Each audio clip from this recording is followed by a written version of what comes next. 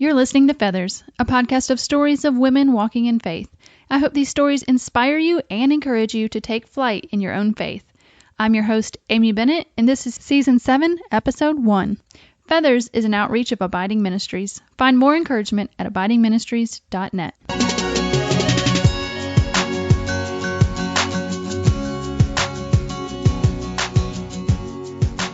Well, hey friend, a big welcome to Season 7 of Feathers. It is so great to be back with you. It's been about 6 weeks since our special summer season where we were celebrating our big episode 100, and I am still loving those memories from this summer. If you want to see a recap, you can go to the blog on abidingministries.net, and of course, hear the live interview with Amanda Bacon on episode 100 back in the archives of the podcast.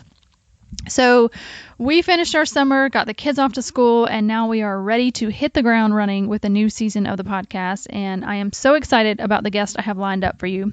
And I don't have all the slots filled up for the season. So if you have a story you'd like to share about a time that you took a leap of faith, or maybe you know an awesome story of a friend, I would love to hear it.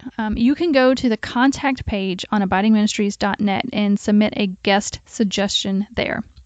So to kick off Season 7, we have KariAnne Wood. She is the blogger behind the blog Thistlewood Farms, which is a DIY blog from her turn-of-the-century farmhouse.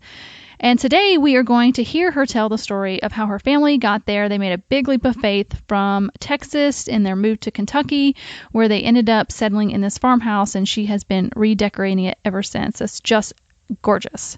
It's a great story to hear how they moved, and KariAnne is so fun to talk to. So let's go ahead and kick this Season 7 off. Well, hey, KariAnne, and welcome to Feathers today. How are you? I'm amazing. How are you doing? I'm doing so great. I'm so excited to have you on today. Let's start out and have you introduce yourself, your family, and what keeps you busy these days to everybody listening. Okay, my name is KariAnne Wood, and I live kind of in the middle of nowhere in Kentucky, kind of go to Tennessee and hang a left and pass some cows and chicken barns, and there's my house. I live here with 4 amazing, incredible children and the sweetest husband on the planet. And what has been keeping me busy these days, I was writing this book and my blog, too. Both of those keep me pretty busy. Yes, and we are going to talk more about all of those things, today. So let's just catch up a little bit. How was your summer? We're closing in on summer and fall. So how was your summer? My summer was incredible. I got to travel a bunch this summer, which was fun. And the kids had camps. And my second oldest son just called me from camp and told me that he just led a little boy to the Lord. So that was amazing. I know. And he's 17 and has such a heart for the Lord. And when he told me that, I was like, right there, like mic drop, like summer, best summer ever. So did you just cry when you heard that? Oh my goodness. Just to know, I think as a mom, you try to pour yourself into your children. You think you're like, say, yes, ma'am, say, no, ma'am, please, thank you. And, you take them to church and you try to lead by example and be a witness. And then when he grows in his faith so much and he is, and then something like that happens, it's like, oh my gosh, it was just overwhelming. It was overwhelming in that moment. Oh my goodness. I can't even imagine. That is just wonderful news. I know. Such a great summer. So is he 17? Is he going to be a senior this year? That's right. Oh, he'll be a senior in high school. And I know. And then I have twinnles that they are 14 years old, identical twin girls, that they're going into high school as well. So it's going to be a full house with high school for sure. Oh my this goodness. year. So we're going into, my daughter's 14 too, and she's going into high school. So I am right there with you. Yes. Are y'all working on your first day of school outfit? Is that kind of important in your house? That's so funny that you just said that. So she had a friend over last night, and they actually were changing outfits, taking pictures, and then they brought them out to me and like, Mom, which one do you think that I should wear? And then I was like, no, I'm not taking you shopping for more clothes. I was like, you have enough clothes. Pick something. So yes, that has been of utmost importance. Well, and it's always the approval of the first day outfit. I mean, that's major. Just getting the approval of, what, like they have to, like my twins have to check it out, send it to their friends, get me to approve. What do I think? And half the time it's literally like a t-shirt and jeans and some new shoes. I was like, do you like this jeans and these Converse shoes? I'm like, yeah, that's great. Really going out on a limb there. Going out on a limb. She was even asking me this morning. I took her to a babysitting job just a little bit ago, and she was like, Mom, what do you think is my best color on me? Oh, my goodness. I haven't been asked that, but I have been asked, if like they said, do you think we should go into eyeshadow this year? Like, should we kind of make eyeshadow a thing? And I was like, go for it, but so far there's not a lot of makeup. It's more Converse tennis shoes and less makeup, but that's so funny. I mean, oh my gosh, it's just so funny. My daughter was like, I think I'm going to change up my makeup look for high school. That's what she said the other day. I'm like, okay. Which is right. It's like foundation and maybe a little bit of lip gloss and mascara. So she might like dabble into the eyeshadow thing. I know. Maybe she should call my twins and get tips on it. Now that they're making eyeshadow a thing this year. Okay. Well, tell me, I've talked about this on the previous podcast, but do your girls watch the YouTube tutorials on makeup? You mean like every day and like 5 times on Sundays? Like yes. Where last night, as a matter of fact, she was scrolling. One of them was scrolling through her. I think it was her, maybe it was Instagram feed. She was falling through her Instagram feed and she goes, oh, look at this, Mom, this girl's she's a big deal on Instagram, and she got new glasses. And I was like, oh, well then, and they're apparently the thing, just in case you were curious, at least in Kentucky, the thing is the big oversized glasses that are crystal, like kind of acrylic, clear. Yeah. And she was showing me that from one of her famous Instagrammers that she follows. So okay, that hasn't bubbled up to me yet. So we'll see. Buckle up, because it's heading your way, I'm sure. Yes, that is so fun. It's so amazing to me how kids can be. We're states apart, and yet they're so similar. Exactly. Yeah. Anyway, that's what I guess the internet and TV and all that does for you. That's right. They are getting fed the same stuff, but it's so much fun. I don't know. I've enjoyed, people, and you have a 17-year-old, so you can speak to this better, but I think people make you really scared of the teenage years, and good Lord, they'll make you pull out your hair too. But I've enjoyed it so much so far. I'm so glad to hear you say that, because I remember when the twins were born and people said, well, they're fun now, but wait until they get to be teenagers. And so you've had this like kind of knot in the pit of your stomach, like, oh, they're almost teenagers. Mm-hmm. Oh no, how do I prepare for this? Do I, should I have 4 quiet times a day, to get through it? Do I need to hit my knees? And actually the opposite. I find I've loved all the stages. I loved having babies. I loved having toddlers. I loved, when they were just starting school. But I think this is my very favorite of all the stages, just because I enjoy them as people. Mm-hmm. They're so funny and they make me laugh, and we have a lot of the same interests. They like DIY. They like decorating their rooms. The boys are into sports, and I can, go watch them. It's such a joyful time right now in our family's life. Oh, that is so much fun. I love that. I find the same thing, and I'm hoping, as we go, it stays that way. Yeah. I agree that they're just totally getting their own personality, and they do make me, I say it all the time, they make me laugh like nobody's business. It's so funny.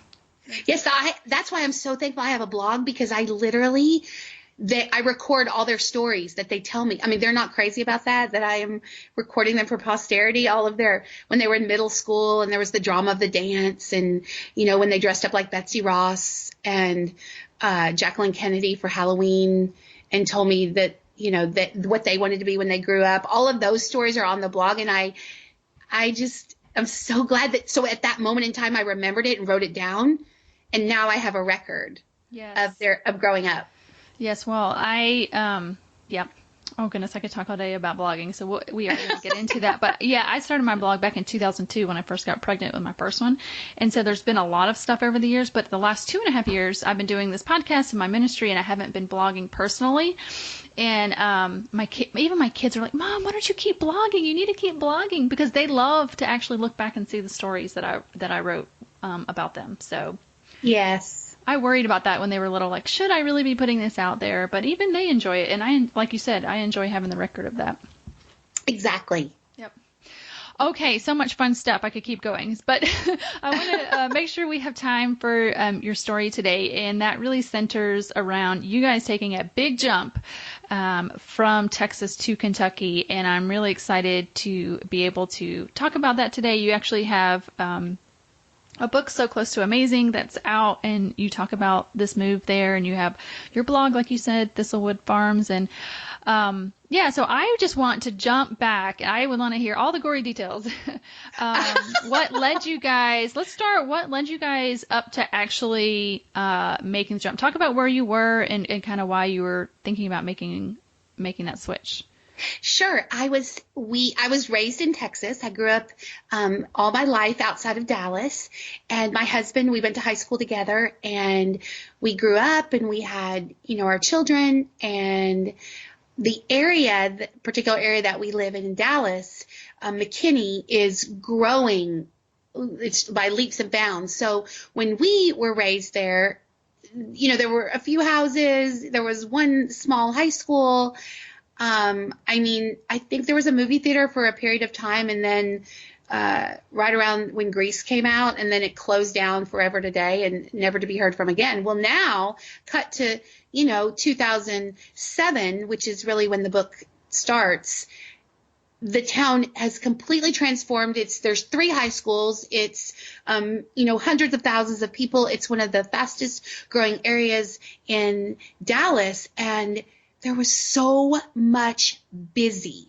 The busy was everywhere. We were, we went to an amazing church there, and we were pulled in all kinds of directions. We were heavily involved in our Sunday school class and different ministries. And I have a huge family that's all there, and, friends and Bible studies. And it was just the busy. I felt like the busy was crowding in around me. And I just wanted a place where I could raise my kids and we could breathe. At night you could see the stars, and life was simpler. That's really what, it was on my heart. And I didn't know if it was on my husband's heart. And, we, as couples do, we talked about, kind of where we wanted to go. And he brought up that he had a similar dream too. So, but it's real easy to talk about the dream. It's real easy to say, oh yeah, we should pick up everything we know and move, hundreds of miles away. It's really easy to say that, but the doing it's a little challenging for sure. Mm-hmm. So moving away from all of that was very difficult. So when did it get really serious, and kind of what led you to actually make that big jump? Well, we talked about it. We looked at different business opportunities, and, it was always like something was wrong. We'd go to the place and, the business wouldn't be a good fit, or we'd go to the town and we just felt like it wasn't for us. And so probably I'd say about a year off and on, we talked about it. And then there's the whole financial component of how are you going to make this work? How will, this be a fit really? For our family. And, we have these kids are coming along with us for the journey. We have to make sure it's a good fit for them. And then one day I was sitting in the pew and the pastor preached a sermon on jump.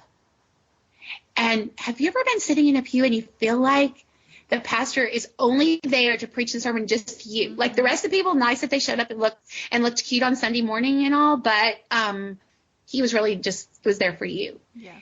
And he actually, oddly, I felt like he was looking at me the entire time he was preaching the sermon. and I'm trying to shrink in the seat and is this God? Is God using him to give me a message? And so I try not to listen. I try desperately. I try to redecorate the church in my mind and, wonder if the blue shag carpeting was a good choice for the flooring. And and I tried to distract myself, but God was tapping me on the shoulder, and right in the middle of the sermon, I looked over at my husband, and he reached out. It's like a moment I'll never forget. I can picture exactly where I was, and the amazing outfit I was wearing, just for the record. And and I reached out, and he grabbed my hand, and I knew God was talking to him too. And so it was that moment that really we felt like, okay, God's going to make this happen. And it was something that we couldn't make happen on our own. And I think that was part of the problem, is we were trying to make it happen on our own. And he had a plan that was so much better than ours. Yes, absolutely. So you get to this sermon, and what was it about? It was about jump. Isn't that what it was about? It was literally, the title of the sermon was Jump. That was the title of it. And he talked about, how really God has a plan for our lives. And if you feel like God's put something on your heart, you really need to step out on faith. And it was really, about how to have the courage to step out, even when it doesn't make sense, even when the jump might look like it's not going to work. God's got this. And it was through that sermon. And so we left the church that day, and about literally a week later, we got an incredible, I got a call from my sister, and she knew someone who was actually selling a pharmacy kind of in the middle of nowhere in Kentucky. And we were like, is this what we're supposed to do? Is this our journey? And we went out to look at the pharmacy. And kind of the whole way there were, when you're really excited and you're going to the pharmacy, going to an opportunity, or going, we're talking, and I'm kind of fueled up on Diet Coke, and, it's getting more and more exciting the closer we get. And we got there, and we looked at the pharmacy, and the town is actually on a river. And I'll never forget, we left the pharmacy and we walked out to the river, and it was like God just said, this is where you're supposed to be. I will make this happen. This is where, I will prepare the way for you, and this is where you're supposed to be. And standing there 10 years ago on that riverbank, which ends up the river actually plays a huge part in our story. But at the time, it was all behaving. It was in its banks. There were seagulls flying by. It was amazingly beautiful. And in that moment, we knew this is where we were supposed to be. Well, I think it's amazing that you got such clarity, because not everybody gets that. You guys both being at peace, and you're standing there, and wow, and I think, and you correct me if I'm wrong, but like, you guys got clarity because things got a little bit hard, right? That is exactly correct, because we had it's easy to feel the clarity and say, okay, we know this is right, but the how. How do you handle the how? Like, how do you sell your house? How do you jump? What happens to your current business? How do you tell your family that you're taking your children and moving, thousands of miles away? Like, how do you do all of that? And, each step in the journey, at every challenge that we faced, God was there. For example, just one example is, here we have this home. We don't even have it on the market. And people literally walked up to our front door and knocked on the door and asked to buy the house. That's crazy. Okay, so let's talk about that story, if you don't mind. Sure. I love that story where you're sitting there painting and you're watching this car go by your house. You have to tell that.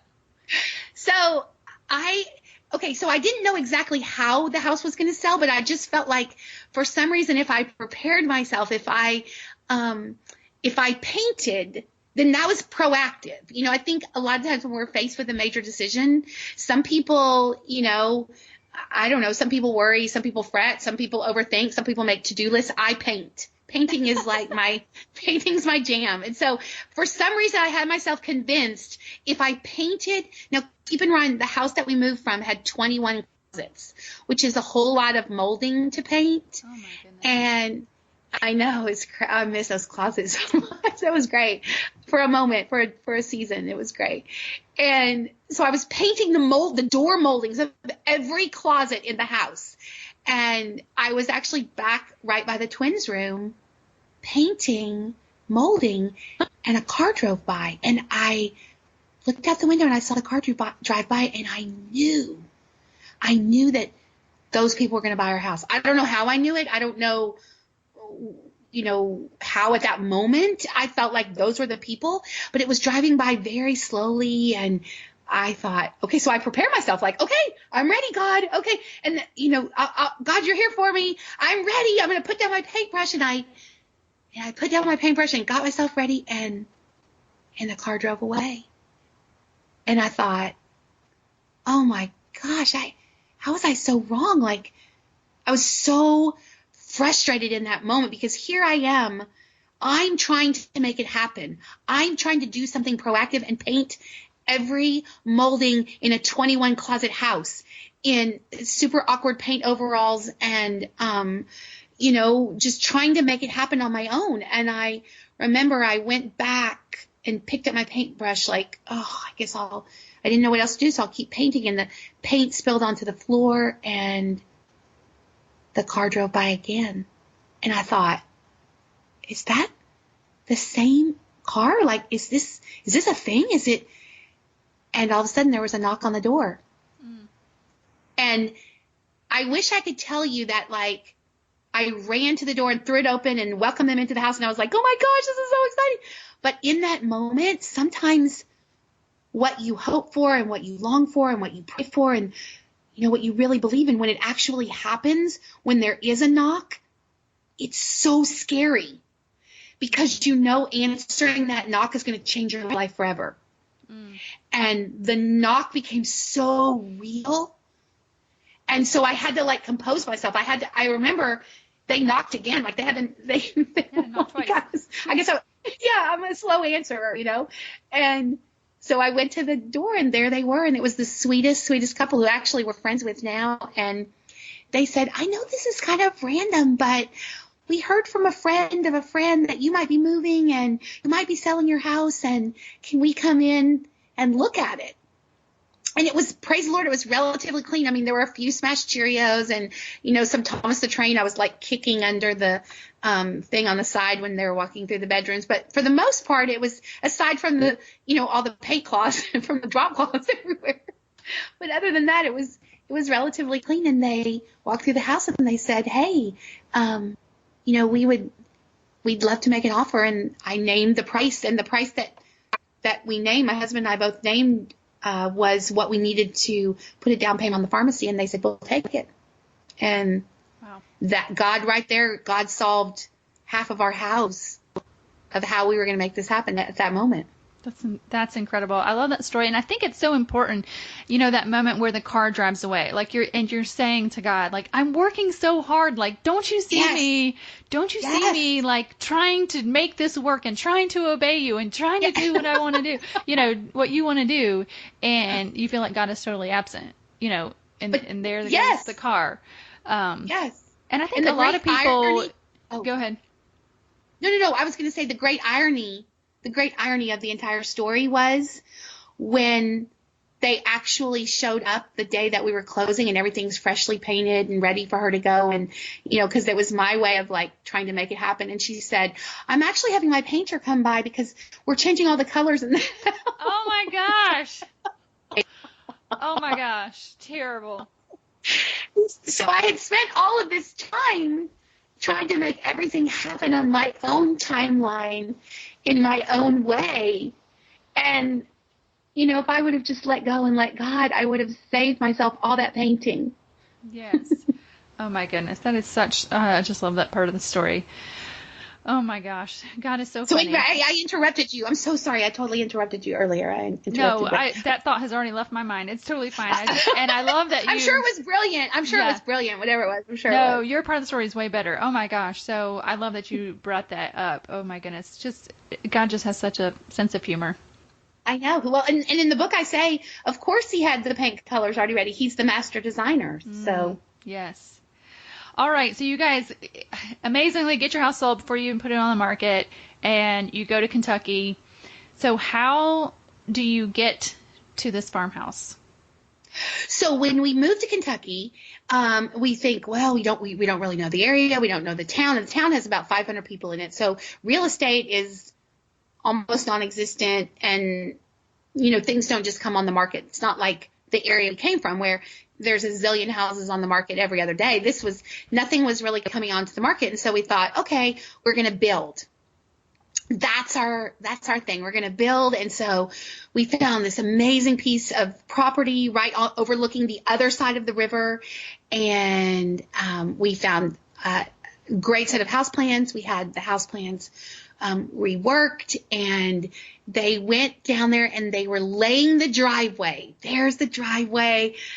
And after work, my husband called me and said, oh my gosh, the driveway's down there. You have to go check it out. And so I went down and I stood on that driveway, and in my mind, the house was already built. Have you ever been in that situation where, here you're looking at just a blank canvas, but the possibilities. And so there was the weather vane, there was the front porch, there was me sitting there drinking sweet tea, and the blue skies were overhead and the green grass. And I was like, God, you have brought us seriously to Canaan. I mean, this is like incredible. And I go home, and I remember the bank was asking us for some comps for something. And so I was online looking for comps for the land, and this listing popped up, and it was for this kind of Victorian farmhouse, and which is kind of an odd juxtaposition of styles. But I looked at that house, and I looked at the pictures, and it was a little overwhelming at first because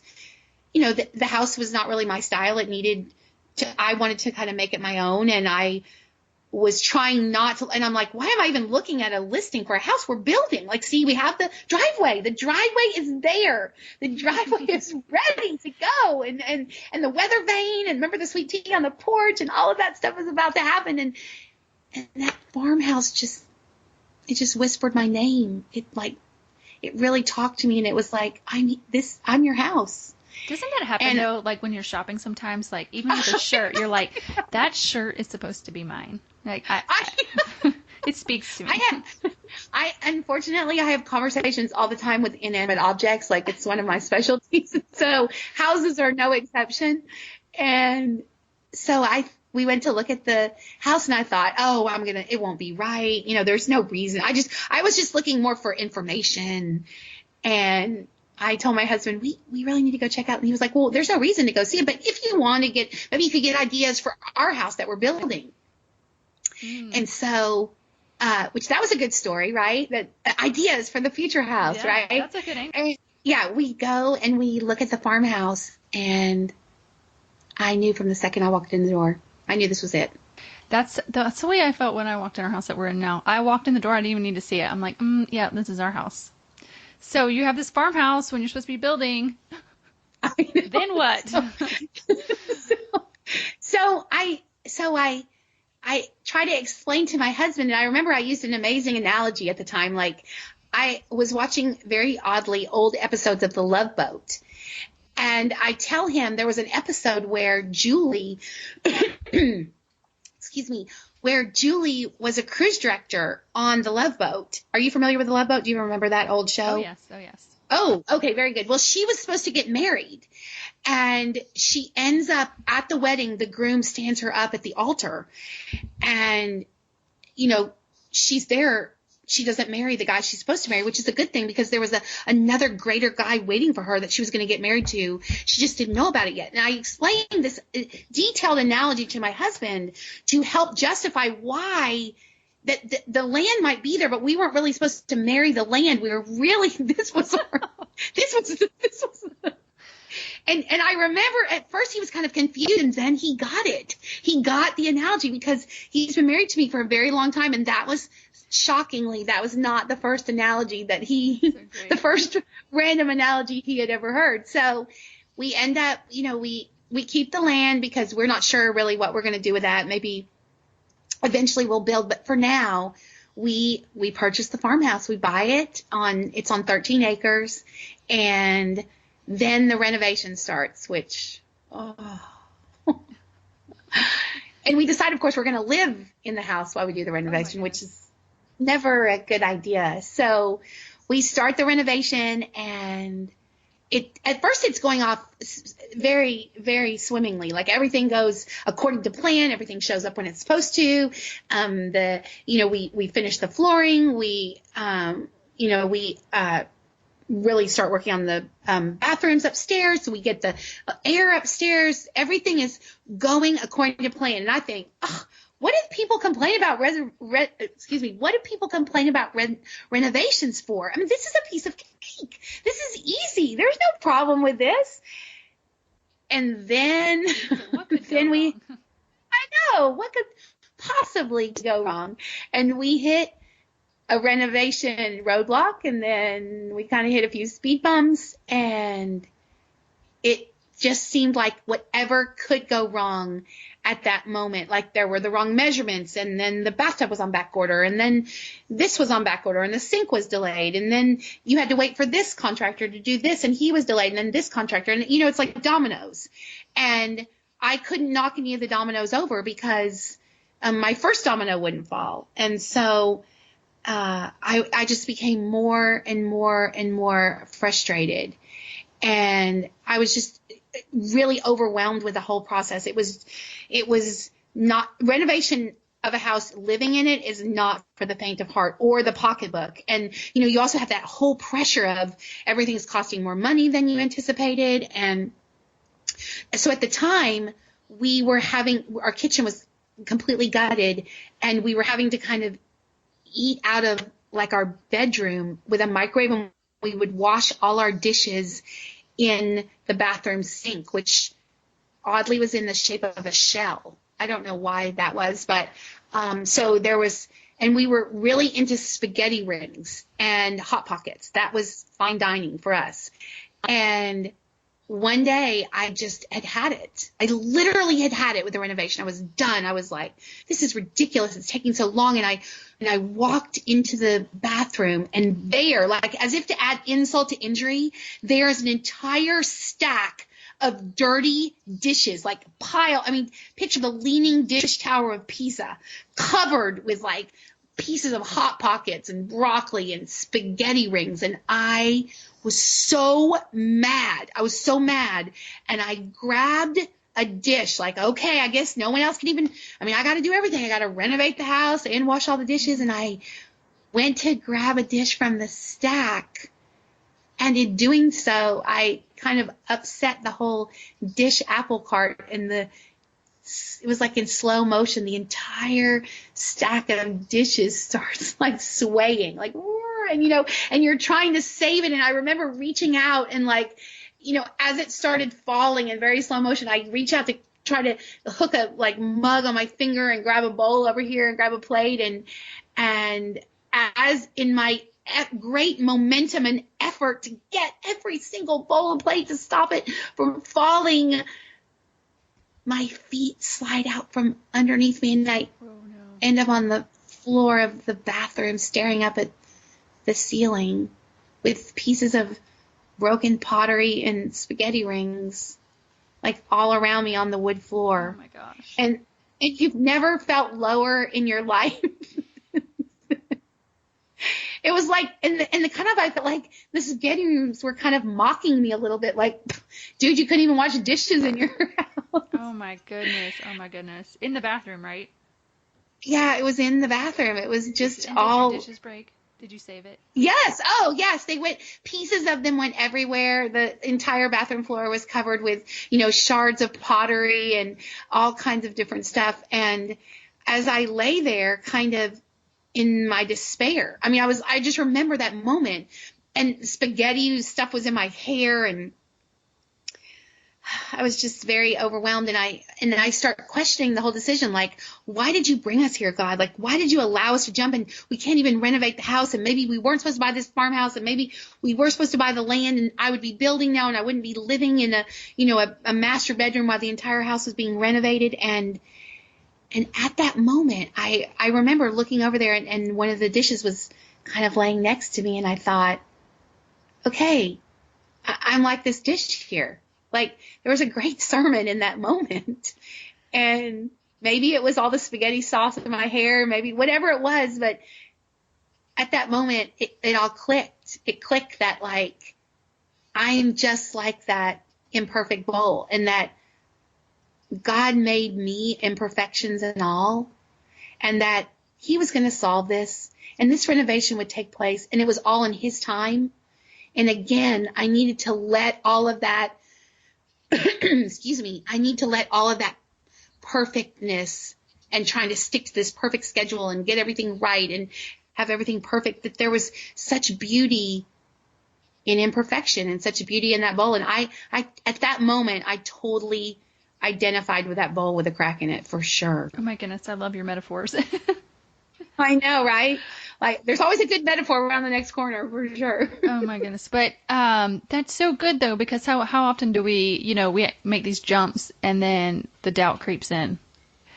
And Yes, I think, you know what? That is such an amazing point. And I think sometimes, we watch movies on television and we see people jumping, or they're going through they do something that's challenging, and it seems so effortless. It seems like, well, God ordained this and God is working this out, and it's all just going to fall right in line. And we're human. And sometimes our humanness gets in the way of allowing, God to work in our lives. I mean, at that moment, my frustration didn't come from, my frustration was with trying to have everything on a schedule. That's what my frustration. It wasn't like we'd been trying to renovate the house for 3 years, for heaven's sakes. It was, it was 2 or 3 months longer. But when you're living in a bedroom, 2 or 3 months can seem like forever. So it did end up working out, and the renovation happened when it was supposed to, and now the house is amazing and everything worked out like how it was supposed to. But in that moment, it kind of took a spaghetti ring to really bring me to my senses. Yeah, so God will use anything, even the spaghetti ring. That's right.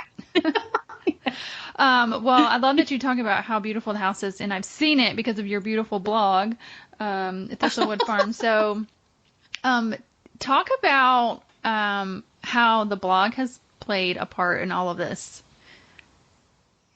Well, when I first started writing the blog, people always, I think one question I get asked a lot is, why did you start a blog? Like, why, here you're living in the middle of the country. And I said, that's why I started a blog, because I went from all that busy of the life that we led before to the farmhouse with all this simplicity and a lot of time. My children had just started school. The twins were in kindergarten at that time. And the boys, one was in, I think, first grade. No, one of the boys was in second grade and one was in fourth grade. And, I had a lot of extra time, and I would want people to come over and like, hey, look I'm decorating this, or I'm doing this. And it was lonely. There wasn't a lot of people that had extra time to come over and hang out and watch me decorate a lampshade. People had lives and things going on. And so I looked around for what can I do with all of this time that I have. And I really discovered the world of blogging. And I thought, okay, well, I'm going to write, and I'll never forget my first post. I write this, I think in my mind, I'm going to write a fancy decorating blog. Okay. Like, I'm going to be like, why you should always incorporate neutrals into your Christmas decor, and you should hang your chandelier 24 inches above, like really smart stuff like that. Yeah. And I looked around and I saw these beautiful decorating blogs, and I knew that I had to get pictures. Pictures kind of were the key. And at the time, I only had a camera that you throw away that's like yellow, like the kind that you used to bring to Walgreens. I mean, that's about the level of what was going on. And that was for like the occasional school play or something. That wasn't of my house. And so I hired a photographer. The photographer came out to the farmhouse and he took like all these pictures. Oh, and I remember when he sent them to me and they popped up on my computer screen, I was like, dude, like, your house is going to be amazing when people, like, the internet is going to shut down when these pictures get released onto the internet. Katie bar the door, exactly. And so I went to write my very first post, and I put it on the blog, and it was going to be about neutrals and actually in your Christmas decor. And the first picture I pulled up on screen, there was my library with all my curtains and rugs and, amazing neutral Christmas decor. And there in the middle of the picture was my Walmart Christmas tree with its giant plastic feet that because it was a wide angle lens, the feet were like stretched all the way. It seemed like taking over. I had totally forgotten to put a tree skirt on the bottom of the tree. And there was no going back. Like there was no going back at that moment. Like I thought, I got to go with this because I paid for these photographs and this is my thing. I'm going with these plastic feet. And so the first post on my blog is literally, hi, my name is KariAnne and I'm writing a blog and I forget a tree skirt sometimes. Okay. Like, can we be friends? And good thing I went with that whole scene because in the pictures of the dining room, right next to my nativity, like Mary, Joseph, and baby Jesus are white pumpkins, like left over from fall. So, yeah, it's a good thing I went with that. Holiday mix-up. That's right. So your blog really took on this whole idea of embracing the imperfections. That's right. Yes, kind of almost beyond my control. And so I just started writing a blog. And first it was like my mom and, a cousin or two randomly that I imported to read the blog. And then it slowly but surely, it kind of took off and, readers just grew. And now it has over 600,000 people that read it every month. So it's incredible. Yeah, it's kind of turned into an entire business now. Yes. All from this farmhouse. I know, you renovated. Right? All from a can of paint in my house house in Texas, believing that, and a knock at the door. Yes. Oh my goodness, it's so incredible. So one of the things that I love that you said in your book is that all along you've been thinking that God had called you to this new place in the new time for the lessons that you were going to teach other people.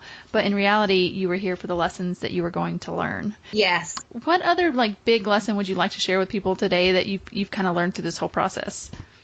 I think, one thing that I think is very important, I think that especially in the world of today with all of the challenges and kind of the overwhelming negative news that's out there, joy is elusive sometimes. Joy is hard to find. And I really kind of make 3 points in the book of how I added joy to my life and how someone else could add joy to their life. And I think number one, I think it's starting with, your own imperfections, celebrating the imperfections that make you uniquely you, and recognizing that you don't have to be perfect. You don't have to be, when we go through social media and the news and everywhere you turn, there are perfect people living perfect lives, doing perfect things. And all of that's so overrated. Like the you that you are, you're the you that God created. And you are amazing and awesome and incredible just the way you are. So I think step one is just recognizing that our imperfections are in fact what makes us beautiful. I think the second thing is recognizing that imperfections in other people, things that kind of might drive us crazy, that other people are amazing too. I think sometimes we're so worried on focusing what makes us amazing and, trying to show other people how great we are. Sometimes if we just press pause on that and recognize that lifting other people up is really sometimes truly the best joy that we can have. And there's such joy in celebrating the amazingness that is other people. And number 3, I also think it's so important to never apologize kind of for where you are on your journey. Everyone's fighting a battle. I feel like these days there's a lot of pressures on our family, and we lose the joy because we're so worried about, how we look to other people, or we're so worried about, what's our next social media post. And I'm saying, let all of that go. Let all of that go. So I think that those 3 things, truly embrace your imperfections, recognizing the joy that's in celebrating your imperfections, recognizing the amazing that's in other people, and truly embracing where you are on the journey. Those are 3 incredible ways to add joy into your own life. That's so good. And it's so true. I just love that. And I just love the journey that God has had you guys on. And I'm excited I'm a new reader to your blog. So I'm really excited to. Oh, I love it. Yeah. I love it. Well, I just put a fun story on there today about about my husband singing me home when I was really tired. So I was kind of proud of, like, I think sometimes we forget to celebrate the people that we, sometimes we're so worried about outside of our family and telling other people. But I like to remind my husband every now and then how amazing he is. And this was one of those stories. So. Oh, I can't wait to read it. We'll have to link it up in the show notes so everybody else can read that one too. Awesome. All right. So, thank you so much for sharing that journey. It's just amazing to see how God has moved and what all that has led to, and to watch you. We didn't even hardly get to talk about all your gifts and talents with design. Oh my goodness. I can't talk a lot about it because I'm not super handy like that. But your new book is so close to amazing. The other thing I loved about your book is it actually has projects in it. Yes. So I'm excited for people to check that out and be able to put, some practical application and make their home more beautiful. At the end of each chapter, there's a actual DIY from the chapter that refers back something in the chapter, and you can see there's photographs of my home in there too. Now they're grayscale photographs, not color, but you can kind of get an idea of how there's an amazing story in there about a table, and there's the table, and then I show you how you can actually recreate the table in your own home. Oh, that's so fun. So I got the advanced reader copy that didn't have the pictures yet, and I was like, oh, I can't wait to get the final copy so I can see this table finally. So yes. Oh my gosh, have they sent you one yet? I will take care of that ASAP because I'm so proud of the book. It's just a beautiful book, and it's just been such a joy. The whole process has been a joy, and it's been so amazing to be on your podcast, and I'm so glad to get to meet you and connect with you, and thank you so much for all the inspiration that you give to so many. Oh my goodness, thank you for being on today. If people do want to connect with you, see your house, and get the book, where's the best place online for them to find you? ThistlewoodFarms.com. And there's a tab that says My Books, and they can pre-order it. If they pre-order it before September 5th, there's tons of pre-order goodies. After that, we're going to be offering a lot of fun stuff too. So it actually launches September 5th. Okay. Well, we'll be looking for it. Thank you again so much today. Yeah, no, thank you. You have just been a joy, and I truly appreciate you, and thank you for taking the time. Well, guys, wasn't KariAnne so fun? I just think it's so amazing that God used that move just to position her to be able to use her gifts with this farmhouse to make a beautiful home for her family, to raise them in a slower pace of life, to be able to share it with the whole world and encourage so many people and teach them how to embrace their imperfections and truly find joy in their lives. I mean, really, if you think about it, how could they have known sitting in that pew or in that chair in church on that Sunday morning? I hope it encourages you that maybe if God is pushing you towards something, that maybe you would think that He has so much more planned for you than you can even imagine, and that today would be a day that you would be encouraged, that you would take this leap of faith and see what God might do. And I hope if this encourages you that you might share it with a friend. You can find show notes over at abidingministries.net and also find some shareable posts over on our Instagram account at Abiding Ministries, also on our Facebook page, Abiding Ministries. And guys, I so appreciate you being back with me this week. Thank you so much for listening, and we will see you back next week on Feathers.